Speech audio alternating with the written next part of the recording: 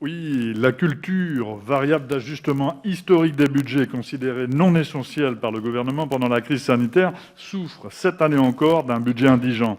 Comme de nombreux Français, je suis marqué par le mépris dont ont fait l'objet les arts et la culture depuis le début de la crise sanitaire.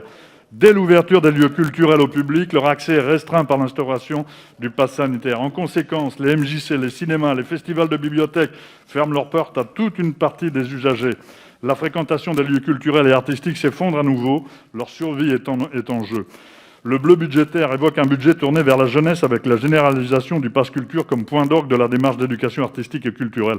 Or, nous l'avons dénoncé à de multiples reprises, l'éducation artistique et culturelle ne peut se résumer à un bon d'achat. Lors de sa phase d'expérimentation, seulement 100 € ont été utilisés sur les 500 prévus, principalement, et je l'ai dit tout à l'heure, vers des livres scolaires et la plateforme de streaming musical Deezer.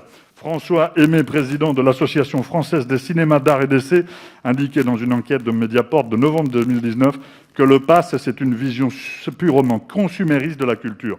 Et c'est exactement ce que je répète PLF après PLF depuis 2017, et vous avez raison, madame la rapporteure. Vous ne regardez la culture qu'au travers du prisme de la consommation. Vous ne l'évaluez qu'à l'aune du flux financier qu'elle génère. La culture en République, c'est un bien commun. Elle est l'antidote aux obscurantismes et le vecteur d'émancipation et de lutte contre toutes les discriminations. Le service public de la culture, comme les autres d'ailleurs, ne doit souffrir d'aucun objectif de rentabilité. Pour toutes ces raisons, nous voterons contre les crédits budgétaires de la mission culture.